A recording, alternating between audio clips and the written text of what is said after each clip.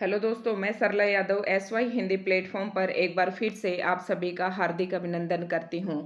और हम पढ़ रहे हैं हमारे जो एचपीएससी का जो सिलेबस हमें दिया हुआ है उसका आरो भाग एक का हम पद्य खंड पढ़ रहे हैं। आरो भाग एक पद्य खंड में हम 4 कविताएं करवा चुके हैं, जिसमें कबीरदास, मीराबाई और राम नरेश त्रिपाठी, सुमित्रा नंदन पंत, यहाँ तक हम 4 कविताएं पढ़ चुके हैं। और आज की जो हमारी कविता है भवानी प्रसाद मिश्र द्वारा रचित वो घर की याद, ये कविता आज हम पढ़ेंगे। घर की याद, घर की याद किसने लिखी है? ये भवानी प्रसाद मिश्र द्वारा रचित है। और इसमें सबसे पहले हम अगर एचपीएससी के पेपर को हम ध्यान में रखते हुए बताएं तो सबसे पहले हम भवानी प्रसाद मिश्र जी का जीवन परिचय पढ़ेंगे, उनकी भाषा शैली पढ़ेंगे, उनकी साहित्यिक विशेषताएं पढ़ेंगे और फिर उसके बाद हम इनकी कविताओं के जो पद हैं उनकी व्याख्या करेंगे और उसके बाद बनने वाले संभावित प्रश्नों पर भी एक सरसरी नज़र डालेंगे। अगर आप अच्छे से व्याख्या पढ़ लेते हैं तो क्वेश्चंस को आपको प्रश्न उत्तर को अलग से याद करने की जरूरत नहीं होगी आपको, क्योंकि प्रश्न और जो उत्तर जो हैं प्रश्न एग्जामिनर जो है क्या पता कौन सा प्रश्न पूछे, तो इसका तो हम नहीं कह सकते। लेकिन अगर कविता की व्याख्या आपको अच्छे से पता है, कविता का भावार्थ आपको पता है, तो वो आपसे कोई भी किसी भी तरीके का प्रश्न पूछे आप आसानी से उसका उत्तर का जवाब प्रश्न का जवाब दे देंगे। तो आज हम शुरू करते हैं भवानी प्रसाद मिश्र का जीवन परिचय। कुछ लिख के सो कुछ पढ़ के सो तू, कुछ लिख के सो कुछ पढ़ के सो तू। कवि कहता है कि कुछ लिख कर सो और कुछ पढ़कर सो तू, जिस जगह जागा सवेरे उस जगह से बढ़ के सो। मतलब जिस जगह पर आप सुबह उठे हैं उस जगह से बढ़ के सो। आपको जब शाम हो तो आप अपने आप को कुछ आगे बढ़ा हुआ महसूस करें, मतलब उन्नति के पथ पर चलता हुआ आपको ऐसा लगे कि हाँ आज मैंने कुछ किया है। तो ये है, ये जो पंक्तियां हैं भवानी प्रसाद मिश्र रचनावली से ली गई हैं। ये आपको ध्यान में रखना है, क्योंकि एग्जाम में कई बार सीधी आपको ये पंक्तियां देकर पूछ लेते हैं कि निम्न पंक्तियां किसकी हैं। और ये इस तरह क्योंकि एनसीईआरटी में दिया गया है तो ये सीधा सीधा इसका पूछना थोड़ा सा जरूरी हो जाता है। इन पर ध्यान की ये आने की पूरी संभावना होती है इनकी पेपर में। अब हम पढ़ते हैं भवानी प्रसाद मिश्र जी का जीवन परिचय। भवानी प्रसाद मिश्र जी का जन्म जो है 23 मार्च 1913 को हुआ था। अब एनसीईआरटी में 23 मार्च नहीं दिया गया है तो आप 1913 भी लिख सकते हैं, क्योंकि जब किसी कवि की जब कंफर्म नहीं होती है डेट वहीं पर ये सीधा देते हैं। कहाँ पर हुआ? टिगरिया गांव में हुआ, होशंगाबाद जिले में, और मध्य प्रदेश के होशंगाबाद जिले के टिगरिया गांव में सन 1913 में भवानी प्रसाद मिश्र का जन्म हुआ। ये बात आपको अच्छे से याद रखनी है।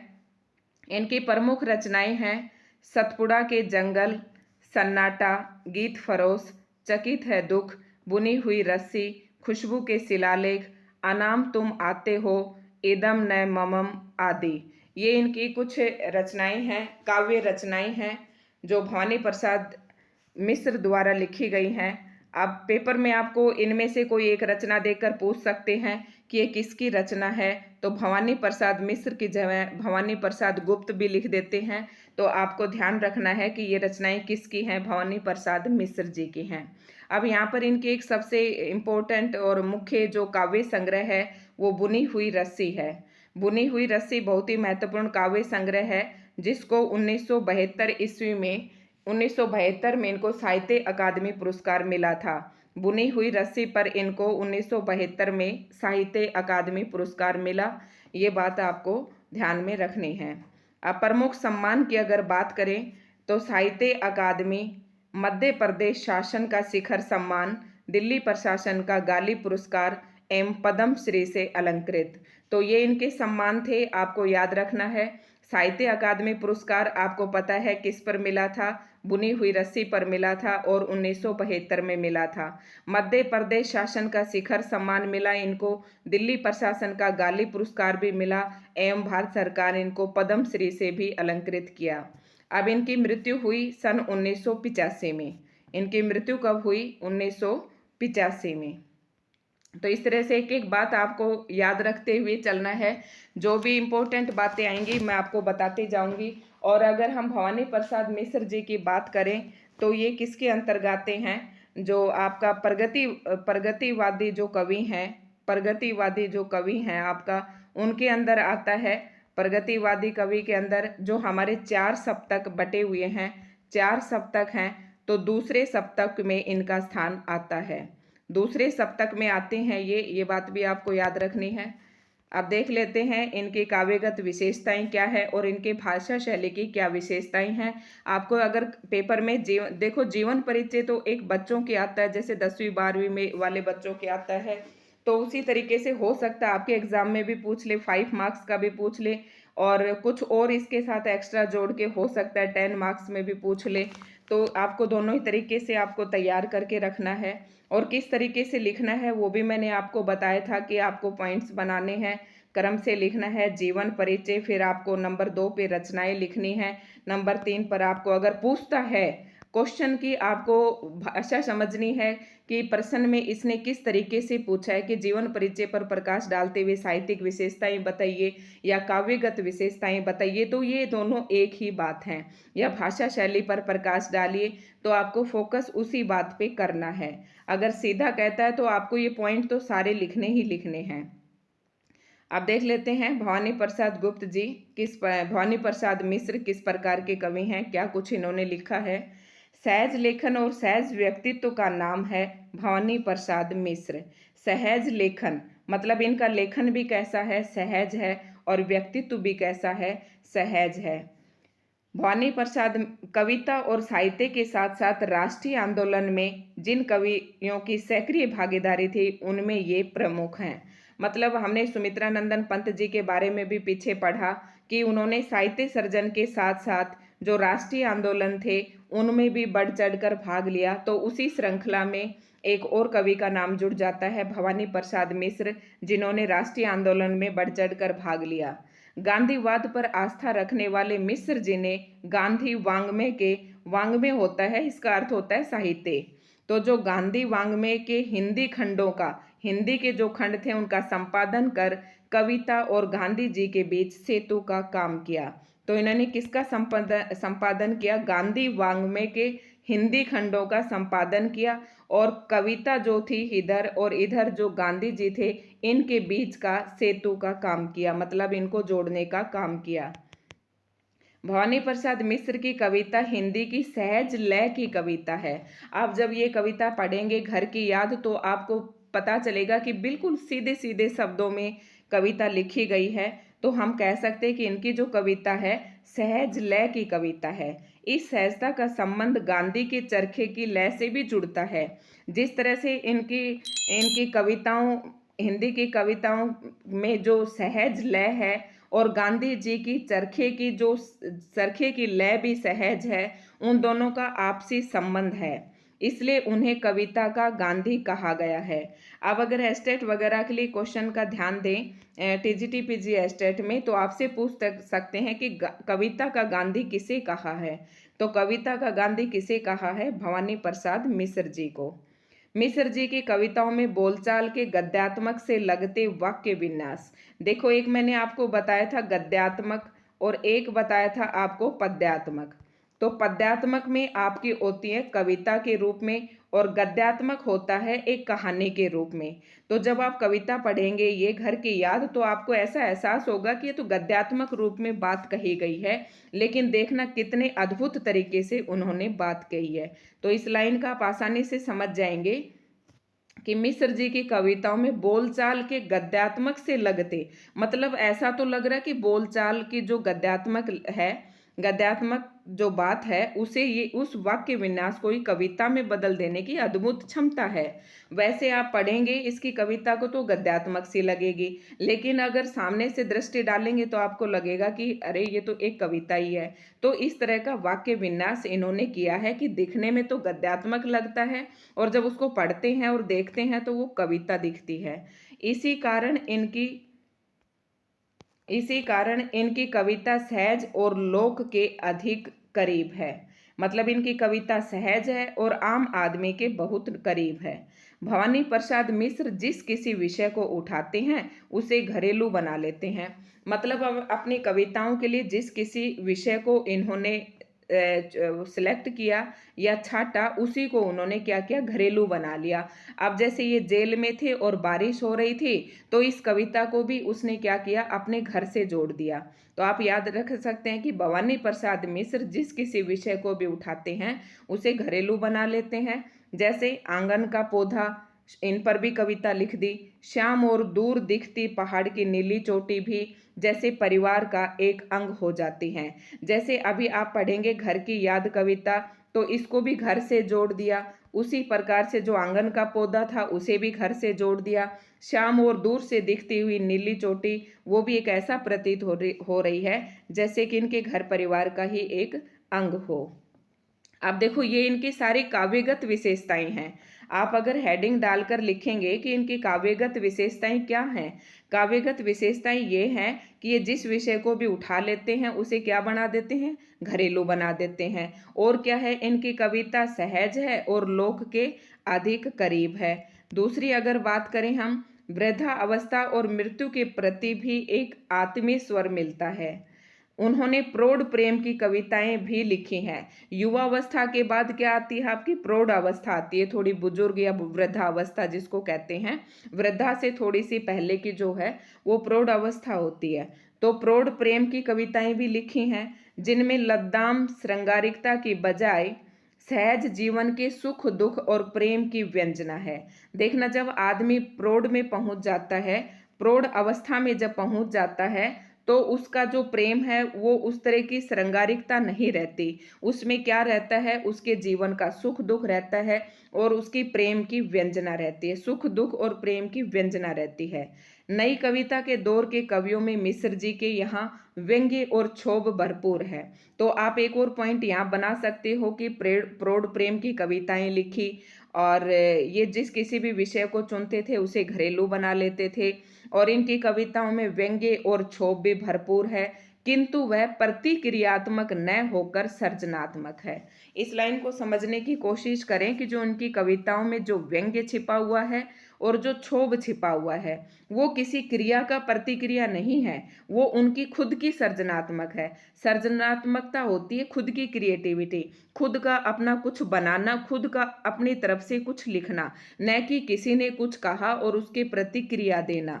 वो इसने नहीं की। इन्होंने क्या की, जो इनकी कविताओं में व्यंग्य और क्षोभ है वो प्रतिक्रिया परक न होकर कैसा है, सर्जनात्मक है। आई होप आप प्रतिक्रिया किसी ने कोई क्रिया की और उसका आप कोई एक्शन किया आपने और उसका उल्टा जवाब दिया तो वो प्रतिक्रिया कहलाता है। लेकिन ये इसकी कविताओं में प्रतिक्रियात्मक व्यंग्य और क्षोभ न होकर सर्जनात्मक है। गांधीवाद पर आस्था रखने के कारण उन्होंने अहिंसा और सहनशीलता को रचनात्मक अभिव्यक्ति दी। अब ये गांधी जी में भी आस्था रखते थे, तो सीधी सी बात है, अहिंसा को भी मानते थे, सत्य को भी मानते थे और सहनशीलता को भी मानते थे, और इन सभी चीज़ों को उन्होंने अपनी रचनाओं में अभिव्यक्ति दी। तो आपका ये हो जाएगा इसमें साहित्यिक विशेषताओं में मैंने आपको कई पॉइंट आपको बता दिए हैं। गांधीवाद पर आस्था, गांधीवादी कवि भी इन्हें कहते हैं। क्यों कहते हैं, क्योंकि इन्होंने गांधी जी के अहिंसा और सहनशीलता को अपने रचनाओं में अभिव्यक्ति दी। प्रौढ़ प्रेम की कविताएं भी लिखी, और जो इनके सहज, जिसमें इन्होंने लद्दाम श्रृंगारिकता की बजाय सहज जीवन के सुख दुख और प्रेम की व्यंजना की।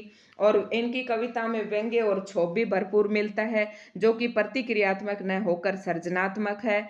और जिस विषय को चुनते हैं उसे घरेलू बना लेते हैं। और जो इन्होंने इनकी काव्यगत विशेषताओं में एक ये भी लिख सकते हैं कि इनकी जो भाषा है वो बहुत ही आम बोलचाल और एक आम जीवन से ये अपने विषय वस्तु को उठाते हैं। अब इस कविता में इन्होंने क्या कहा है इसके बारे में देख लेते हैं। घर की याद कविता में घर के मर्म का उद्घाटन है, मतलब घर का जो दुख दर्द है उसी का इन्होंने इस कविता में उद्घाटन किया है। कवि को जेल प्रवास के दौरान घर से विस्थापन की पीड़ा सालती है। मतलब कवि क्या है, अपने कवि सन 1942 के अंदर ये जो कविता लिखी, 1942 में जो गांधी जी ने वो भारत छोड़ो आंदोलन चलाया था, भारत छोड़ो आंदोलन चलाया था उसमें इन्होंने बढ़ चढ़कर भाग लिया और फिर क्या होता है कि इनको 3 साल की जेल हो जाती है। जब ये घर को छोड़कर जेल में जाते हैं उस समय बारिश हो रही होती है, सावन का महीना होता है और उस समय जो है कवि को अपने घर की याद सताती है और उसी को उसने कविता का रूप दे दिया। अब कवि के स्मृति संसार में, स्मृति संसार मतलब कवि वहाँ जेल में बैठा बैठा याद करता है, उसके परिजन एक एक कर शामिल होते चले जाते हैं उसकी याद में। घर की अवधारणा की सार्थक और मार्मिक याद कविता की केंद्रीय संवेदना है। मतलब इस कविता का जो केंद्रीय भाव है जिसके इर्द गिर्द ये कविता घूमती है वो क्या है? सार्थक और मार्मिक याद। किसकी? घर की सार्थक और जो मार्मिक याद है वही कविता का केंद्रीय संवेदना है। तो ये बात आपको याद रखना है कि घर की याद कविता में घर का मर्म का उद्घाटन किया है, जो कि जेल प्रवास के दौरान घर से विस्थापन की पीड़ा उन्हें सताती है इस कविता में। तो अब हम बारी बारी से कविता के एक एक पद को भी देखते जाते हैं। थोड़ी सी बड़ी है कविता देखने में लेकिन बहुत ही आसान है।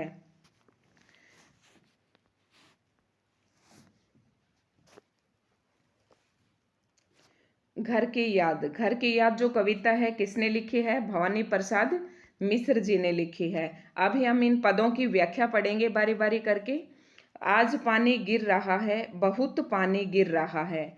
मतलब आप लिखेंगे कि इसकी जब सह प्रसंग लिखेंगे तो आप लिखेंगे कि प्रस्तुत कविता हिंदी की पाठ्य पुस्तक आरोह भाग 1 के पद्य खंड से घर की याद नामक कविता में से ली गई हैं। इन पंक्तियों के जो रचयिता हैं या इन पंक्तियों के जो कवि हैं वो भवानी प्रसाद मिश्र जी हैं। जब भवानी प्रसाद मिश्र जी 1942 में जब जेल में चले जाते हैं, आंदोलन में भाग लेने के कारण जेल चले जाते हैं, उस समय सावन के महीने में उन्हें बरसात के मौसम में अपने घर की याद आती है। अर्थात इस कविता में कवि ने अपने घर के मर्म का जो उद्घाटन किया है।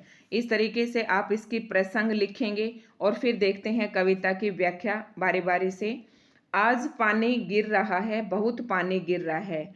कवि भवानी प्रसाद मिश्र जी जेल के अंदर हैं, कारावास में हैं और बरसात हो रही है, ऐसा दृश्य उनकी आंखों के सामने है। तो कवि कह रहे हैं कि बहुत पानी गिर रहा है, आज पानी गिर रहा है, अर्थात आज बारिश हो रही है, उसे बहुत पानी गिर रहा है, रात भर गिरता रहा है, प्राण मन घिरता रहा है। कह रहे कि जैसे जैसे पानी गिरता रहा है, बहुत बारिश हुई है, पूरी रात बरसात हुई है और उसमें कवि को अपने घर की याद आती रही है। उसके प्राण और मन दोनों ही बेचैन रहे हैं घर की याद में। बहुत पानी गिर रहा है, घर नजर में तिर रहा है। जैसे ही तेज की बारिश हो रही है, इतना ज्यादा पानी गिर रहा है, कवि की नजर में उसे अपने घर की याद आने लगती है। घर की मुझसे दूर है जो, घर खुशी का पूर है जो। खुशी का पूर है मतलब कवि ने अपने घर को खुशियों का भंडार कहा है। कवि कहता है कि मेरा घर खुशियों का भंडार है, लेकिन आज मेरा घर मुझसे दूर है। कि घर में 4 भाई, मायके में बहन आई बाप के घर, हाय रे परिताप के घर। अब आप यहाँ देख रहे हैं संबोधात्मक शैली का प्रयोग किया गया है। अब कवि क्या कहता है कि घर में 4 भाई, कवि के अलावा घर में उसके 4 भाई भी हैं और मायके से उसकी बहन आई। कवि कहता है, भवानी प्रसाद मिश्र जी कहते हैं कि इन उसकी जो बहनें हैं अपने ससुराल से अपने मायके आई होंगी, बहुत खुशी से आई होंगी कि सबसे मिलेंगे। बहन आई बाप के घर, बहनें अपने पिताजी के घर आई हैं, हाय रे परिताप के घर। अब कवि कहता है कि वो जब घर में आई होंगी तो बहुत खुश होंगी, लेकिन हमारा जो घर है वो दुख का घर बना हुआ है। कवि कहता है कि घर का दुख इसलिए बना हुआ है क्योंकि 4 बहन और चारों भाई दोनों घर में हैं, लेकिन कवि अर्थात भवानी प्रसाद मिश्र जी जो हैं उनके 5वें भाई घर में नहीं हैं। वो स्वतंत्रता आंदोलन में भाग लेने के कारण जेल में है, इसलिए उनका घर जो है परिताप का घर मतलब दुखों का घर बना हुआ है, क्योंकि कवि घर में नहीं है। घर में सब जुड़े हैं, सबकी इतने कब जुड़े हैं। कवि कह रहा है कि घर में सभी इकट्ठे हो रहे हैं, जो कि सबकी इतने कब जुड़े हैं, मतलब ये सब लोग कभी कभी ही घर में इकट्ठे होते हैं। 4 भाई 4 बहनें। अब यहाँ पर देखना, कई बार ऑब्जेक्टिव क्वेश्चन पूछते हैं कि भवानी प्रसाद मिश्र जी के कितने भाई और कितने बहनें थी, तो 4 भाई और 4 बहनें, भुजा भाई प्यार बहनें। यहाँ पर कवि ने क्या कहा है कि मेरे घर के सभी, घर की घर सब जुड़े हैं, घर के सभी सदस्य। यहाँ कहने का कवि का भावार्थ यह है कि हमारे घर के सदस्यों में आपस में बहुत सहयोग है, प्रेम है। 4 बहनें हैं और 4 भाई हैं। यहाँ पर कवि ने अपने चारों भाइयों को अपनी भुजा कहा है और बहनों को प्यार का भंडार कहा है। तो ये है कवि की। और आगे है, और माँ बिन। अब इन्होंने अपने भाई और बहनों के बारे में बताया। अब कवि अपनी माँ के बारे में कहता है, और माँ बिन पढ़ी मेरी, दुख में वह गढ़ी मेरी। अभी तक आपने देखा कि उस दृश्य का वर्णन किया है, जिस दृश्य को कवि देख रहा है और उसके मन और उसके प्राणों में बेचैनी है अपने घर वालों से मिलने के लिए, अर्थात उसे अपने घर की याद सता रही है कारावास के अंदर। अब कवि कह रहा है कि मेरे घर के अंदर दुख का माहौल है, क्योंकि कवि जेल के अंदर है, तो मेरी बहनें आई होंगी, सारे भाई भी इकट्ठे हुए होंगे, तो ऐसे में सब मुझे याद कर रहे होंगे और उनको देखकर मेरी माँ भी दुखी हो रही होगी। आगे कवि क्या कहता है, और माँ बिन पढ़ी मेरी। उन कवि कहता है कि मेरी माँ बिना अनपढ़ है, दुख में वह गड़ी मेरी, वह मेरे दुख में डूबी हुई होगी। माँ की जिसकी गोद में सिर रख लिया तो दुख नहीं फिर। कवि कहता है कि माँ के सिर में एक बार गोद में, माँ के गोद में सिर रखने पर सारे दुख तुरंत दूर हो जाते हैं। मेरी माँ अनपढ़ है, लेकिन वो मेरे दुख में डूबी हुई होगी। ऐसे कवि जेल में बैठा हुआ ही अपने घर वालों के बारे में कल्पना कर रहा है। माँ की जिसकी स्नेह धारा का यहाँ तक भी पसारा, मतलब माँ की जो स्नेह धारा है, माँ का जो प्यार है, वो अद्भुत होता है और अनुपम होता है। और माँ की जो प्रेम की धार है वो कारावास तक भी फैल गई है, अर्थात माँ की जो स्नेह की धारा है वो बहुत दूर तक फैली हुई होती है। उसे लिखना नहीं आता जो कि उसका पत्र पाता। कह रहा है कि मेरी माँ मेरी याद में दुखी तो बहुत हो रही होगी, लेकिन मेरी माँ अनपढ़ है, उसे लिखना नहीं आता। अगर मेरी माँ को लिखना आता तो काश मैं उसका पत्र पा लेता, अर्थात वो मेरे पास पत्र लिखकर भेज देती, उसमें वो अपने मन की व्यथा को बता देती। लेकिन कवि कह रहा है कि मेरी माँ अनपढ़ है, अब वो पत्र भी लिखकर अपनी संवेदना को, अपनी भावनाओं को मेरे सामने प्रकट नहीं कर सकती। पिताजी जिनको बुढ़ापा, अभी उन्होंने अपनी माँ के स्नेह के बारे में बताया। पहले अपने बहनों को उन्होंने प्यार का भंडार कहा, भाइयों को आपसी सहयोग कहा, बुझा कहा। फिर उन्होंने अपनी माँ को ममता का अद्भुत मतलब समुद्र कहा। और उसके बाद उनके पिताजी के बारे में अब बात करते हैं। पिताजी जिनको बुढ़ापा एक क्षण भी नहीं व्यापा, व्यापा मतलब व्याप्त है। मेरे पिताजी, वैसे पिताजी भी जिनको बुढ़ापा एक क्षण भी, वैसे तो मेरे पिताजी उम्र में बूढ़े हो रहे हैं, लेकिन उनकी क्रियाओं को देखकर वो एक क्षण के लिए भी ऐसा नहीं लगता कि ये बुढ़ापे में पहुंच गए हैं। जो अभी भी दौड़ जाए, जो अभी भी खिलखिलाए, अभी भी दौड़ लेते हैं, खिलखिलाकर हंसते हैं, तो उनके जो शारीरिक जो दशा है उसे देखकर नहीं लगता कि इनके अंदर बुढ़ापा भी आया है। मौत के आगे न हिचके, मेरे पिताजी मौत से भी नहीं डरते हैं।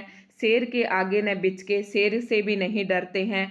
बोल में बादल गरजता, मेरे पिताजी की आवाज बादलों के समान गर्जना करने वाली है। काम में झंझा लरजता, झंझा मतलब होता है तूफान, लरजता मतलब उनके काम करने की जो फुर्ती है या जो काम करने का तरीका है वो तूफान की गति के समान है, यानी कि अभी उनके अंदर बुढ़ापा नहीं लगता। आज अब अपने पिताजी के बारे में बता रहे हैं। आज गीता पाठ करके, जब पिताजी गीता पाठ करके दंड 260 करके खूब मुदगर हिला लेकर मूठ उनकी मिला लेकर, जबकि नीचे आए होंगे नैन जल से छाए होंगे, हाय पानी गिर रहा है, घर नजर में तिर रहा है। अब देखना दोनों ही पैराग्राफ में कवि ने क्या कहा है कि जब पिताजी गीता पाठ करके और 260 दंड लगाकर और मुदगर उठाकर जब नीचे आए होंगे, तो जब नीचे आए होंगे तो उनके नैन आंसू से भर गए होंगे, क्योंकि जब पिताजी गीता पाठ करके और अपना व्यायाम करके जब नीचे आए होंगे और 4 बहनों और 4 भाइयों को देखा होगा और वहाँ पर उन्होंने मुझे नहीं पाया होगा, तो उनकी आंखों में आंसू आए होंगे, जरूर उनकी आंखों में आंसू छल आए होंगे। तो ऐसा कवि ने कहा है। अब इस पे देख लेते, खूब मुदगर हिला लेते। मुदगर क्या होता है? एक लकड़ी का उपकरण होता है, जैसे आजकल ये वजन नहीं उठाते हैं, उस तरीके का एक मुदगर होता है, लकड़ी का बना एक उपकरण होता है जिसको उठाकर व्यायाम करते हैं। मूठ उनकी मिला लेकर, मूठ होती है जिसको यहाँ यहाँ से पकड़ते हैं। तो ये एक ऐसा उपकरण होता है लकड़ी का जिससे उठाकर हम व्यायाम करते हैं। तो कवि कह रहा है कि गीता पाठ करके मुदगर उठाकर 260 दंड बैठक लगाकर जब पिताजी नीचे आए होंगे तो उनकी आंखों में आंसू छलक आए होंगे। हाय पानी गिर रहा है, घर नजर में तिर रहा है। कवि कह रहा है कि ये सारी बातें याद करके मेरा घर मेरी आंखों के सामने, उनका घर का नज़ारा मेरी आंखों के सामने घूम रहा है। 4 भाई 4 बहिनें, भुजा भाई प्यार बहिनें, खेलते या बड़े होंगे नजर उनको पड़े होंगे। कवि कह रहे हैं कि जैसे ही पिताजी गीता पाठ करके आए होंगे, 260 दंड बैठक लगाकर आए होंगे, तो नीचे आते ही उनकी चारों बहनों और चारों भाइयों पर नजर पड़ी होंगी। भाइयों को कवि भुजा कहता है और बहनों को कवि ने प्यार का भंडार बताया है। खेलते या खड़े होंगे नजर उनको पड़े होंगे, कि 4 बहनें और 4 भाई या तो उन्हें खेलते मिले होंगे या खड़े मिले होंगे, और उन पर जब उनकी नज़र पड़ी होगी तो उन्होंने मुझे ज़रूर याद किया होगा। पिताजी जिनको बुढ़ापा एक क्षण भी नहीं व्यापा, रो पड़े होंगे बराबर 5वें का नाम लेकर। कह रहे हैं कि मेरे पिताजी के अंदर अभी बुढ़ापा कहीं भी दिखाई नहीं देता, वो लगातार वो रो पड़े होंगे। जब उन्होंने 4 बहनों और चारों भाइयों को वहाँ देखा होगा नीचे, तो वो मेरा नाम लेकर जरूर रो पड़े होंगे। तो देखना आप, ये जब भी हमने अभी उनकी काव्यगत विशेषताएं पढ़ी थी, तो ये गद्यात्मक रूप में दिखने को, तो ये हम जब बात पढ़ रहे हैं तो हमें लग रहा है कि गद्यात्मक रूप में लिखी गई हैं, लेकिन देखो आपको जैसे दोहों में किस तरीके से इन्होंने गद्यात्मक गद्य पदों को किस तरह से पद्य का रूप दे दिया है। तो ये अद्भुत क्षमता भवानी प्रसाद मिश्र जी के अंदर ही थी। 5वां मैं हूँ अभागा, जिसे सोने पर सुहागा, पिताजी कहते रहे हैं प्यार में बहते रहे हैं। कवि कह रहा है कि मैं 5वां ही एक अभागा हूँ, जो मैं उन चारों बहनों और चारों भाइयों के बीच में नहीं हूँ जिसे पिताजी सोने पर सुहागा कहते थे। अर्थात सभी योग्य बेटों में से मुझे सबसे योग्य बताते थे, और पिताजी कहते रहे हैं प्यार में बहते रहे हैं। मुझे पिताजी सोने पर सुहागा कहते रहे हैं, और मैं एक 5वां अभागा हूँ जो उनके साथ नहीं हूँ। आज उनके स्वर्ण बेटे, कवि कहता है कि वैसे तो उनके 4 बेटे स्वर्ण बेटे उनके लिए बहुत योग्य हैं। यहाँ स्वर्ण बेटे का मतलब योग्य बेटे, उनके चारों बेटे उनके लिए बहुत ही योग्य हैं। लगे होंगे उन्हें हेटे, हेटे का मतलब आज उन्हें वो चारों योग्य बेटे बहुत तुच्छ लगे हुए होंगे, क्योंकि मैं उन पर सुहागा बंधा बैठा हूँ अभागा। क्योंकि पिताजी मुझे उन चारों बेटों पर सोने का सुहागा कहते थे, आज मैं यहाँ जेल में बंधा हुआ बैठा हूँ। और कवि ने अपने आप को अभागा कहा है क्योंकि वो अपने भाई बहनों के साथ नहीं है।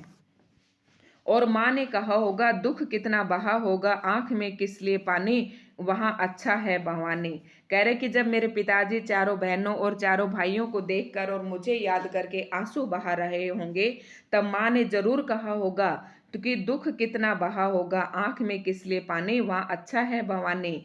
माँ ने ऐसा जरूर कहा होगा कि तुम क्यों दुख करते हो, मेरा भवानी वहाँ कारावास में बिल्कुल अच्छे तरीके से हैं, तुम क्यों आंख से आंसू बहा रहे हो।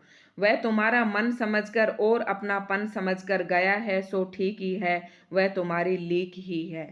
उनकी, और कवि कहता है कि मेरी माँ ये कह रही होगी, मेरी माँ ने जरूर मेरे पिताजी को कहा होगा कि वह तुम्हारा मन समझकर ही जेल में गया है और अपनापन समझकर ही जेल गया है, क्योंकि उसे अपने देश से लगाव है, अपने देश से प्रेम है।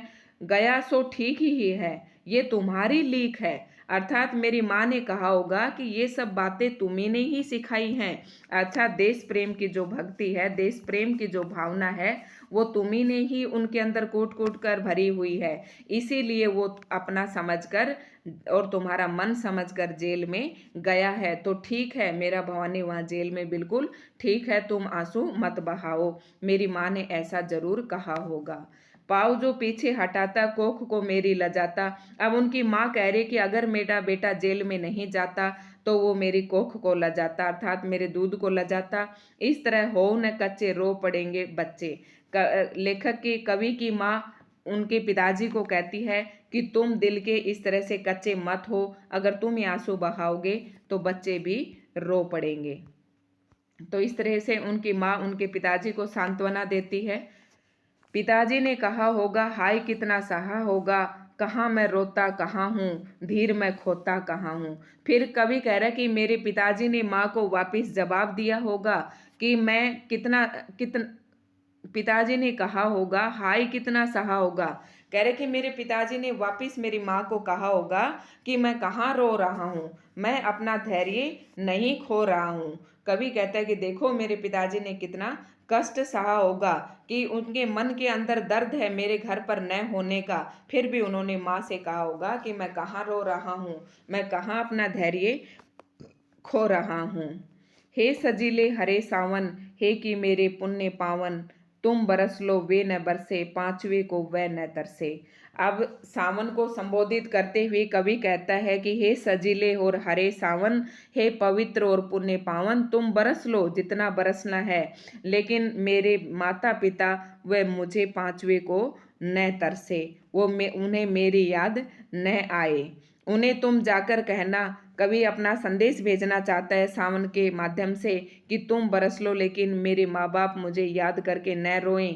और उन्हें कवि सावन को कहता है कि हे सावन की बरसात, तुम जाकर मेरे माता पिताजी से कहो कि मैं मज़े में हूँ, सही है, घर नहीं हूँ, बस यही है। कि हे सावन, हे हरीले पवित्र सजीले सावन, तुम घर जाकर कहना कि मैं मज़े में हूँ, मैं घर नहीं हूँ, बस यही है। बस इतना ही है कि मैं घर नहीं हूँ, लेकिन जहाँ भी हूँ मैं मज़े में हूँ। किंतु ये सब बस बड़ा बस है, इसी बस में सब विरस है। देखो कवि कह रहे हैं कि बस मैं घर से दूर हूँ। देखो घर से दूर है तभी तो इस पूरी कविता की रचना हुई है। कह रहा है कि ये बस केवल बस नहीं है, ये बहुत बड़ा बस है। और इसी बस के कारण विरस का मतलब हतोत्साहित है, दुख है घर में, आनंदित नहीं है, सब बिना रस के हैं, मुरझाए हुए से हैं। ये आप कह सकते हो कि मैं नहीं हूँ घर में, बस इसी कारण तो घर में विरस है, अर्थात घर में आनंद का माहौल नहीं है। किंतु उनसे यह न कहना, उन्हें देते धीर रहना, उन्हें कहना लिख रहा हूँ, उन्हें कहना पढ़ रहा हूँ। कवि कहता है कि हे सावन, मेरे माता पिताजी को जाकर अर्थात मेरे घर जाकर ये संदेश देना, किंतु उनसे यह न कहना, उन्हें देते धीर, उनसे ये मत कहना कि मैं यहाँ उदास हूँ या मैं अपने घर की याद करता हूँ। तुम उनका धैर्य बंधाना, उनको धीरज धारण करने के लिए कहना। उन्हें कहना लिख रहा हूँ, उन्हें कहना पढ़ रहा हूँ। कि हे सावन, मेरे माता पिता को जाकर कहना कि मैं यहाँ जेल में लिख रहा हूँ और पढ़ रहा हूँ, मैं यहाँ पर मौज में हूँ, काम करता हूँ कि कहना। और मेरे माता पिताजी को ये भी कहना कि मैं यहाँ काम करता हूँ और जेल में मैं नाम करता हूँ कि कहना, मैं तुम्हारा नाम कर रहा हूँ यहाँ रहकर जेल में। चाहते हैं लोग कहना, मत करो कुछ शौक कहना।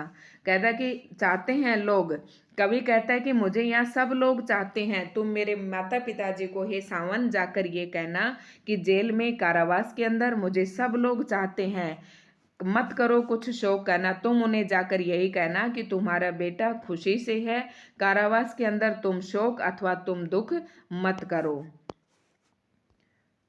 और कहना मस्त हूँ मैं, काटने में व्यस्त हूँ मैं, वजन 70 शेर मेरा और भोजन ढेर मेरा। अब कवि भी अपनी पीड़ा को छुपाता हुआ सावन को संबोधित करते हुए कहता है कि हे सावन, तुम जाकर मेरे घर संदेश देना और कहना मैं मस्त हूँ और सूत काटने में व्यस्त हूँ। वजन 70 शेर है और मैं खाना भी वहाँ पर जेल में ढेर सारा खाता हूँ। कूदता हूँ, खेलता हूँ, दुख डटकर ढेलता हूँ। कवि कह रहा है कि मेरे माता पिताजी को कहना कि हे सावन, मैं यहाँ पर खूब कूदता हूँ, खेलता हूँ और दुख भी मैं डटकर झेलता हूँ। और कहना मस्त हूँ मैं, यो न कहना अस्त हूँ मैं। तुम मेरे घर जाकर ये कहना कि मैं हर तरीके से मस्त हूँ। तुम ये मत कहना कि अस्त हूँ का मतलब मैं वहाँ पर जेल में उदास हूँ, अर्थात मैं अपने घर को याद करता हूँ। हाय रे ऐसा न कहना है कि वो जैसा न कहना, कह न देना जागता हूँ, आदमी से भागता हूँ। हे हरे सजीले सावन, तुम ये न कहना और वैसा भी न कहना कि मैं ऐसा हूँ या वैसा हूँ। तुम ये भी मत बताना कि मैं वहाँ देर रात तक जागता हूँ, और तुम्हें यही नहीं बताना कि मैं वहाँ पर जेल में किसी से मिलना भी पसंद नहीं करता हूँ। कह न देना मौन हूँ मैं, खुद न समझो कौन हूँ मैं, देखना कुछ बक न देना, उन्हें कोई शक न देना।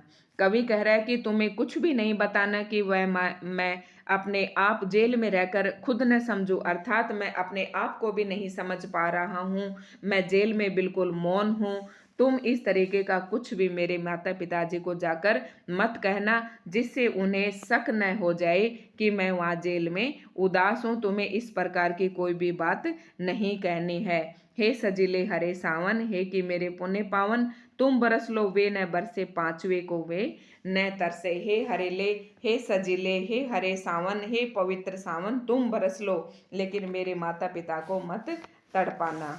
तो ये थे, यहाँ पर ये पदों की हमने व्याख्या कर दी है। अब अभ्यास के प्रश्न भी एक बार थोड़ा सा देख लेते हैं। वैसे आप अब जब कविता का सरलार्थ पढ़ लिया तो आप सभी प्रश्नों के उत्तर देने में सक्षम हो जाते हैं। पानी के रात भर गिरने और प्राण मन के घिरने में परस्पर क्या संबंध है? मतलब जैसे जैसे पानी गिर रहा है, पानी तैर रहा है धरती पर, उसी प्रकार से कवि के प्राणों के सामने, मन के सामने उनके घर का दृश्य भी दिखाई दे रहा है। उनका घर भी पानी में तैरता हुआ, अर्थात उसकी याद में तैरता हुआ नजर आ रहा है। मायके आई बहन के लिए कवि ने घर को परिताप का घर क्यों कहा है? परिताप का घर का मतलब होता है दुख का घर।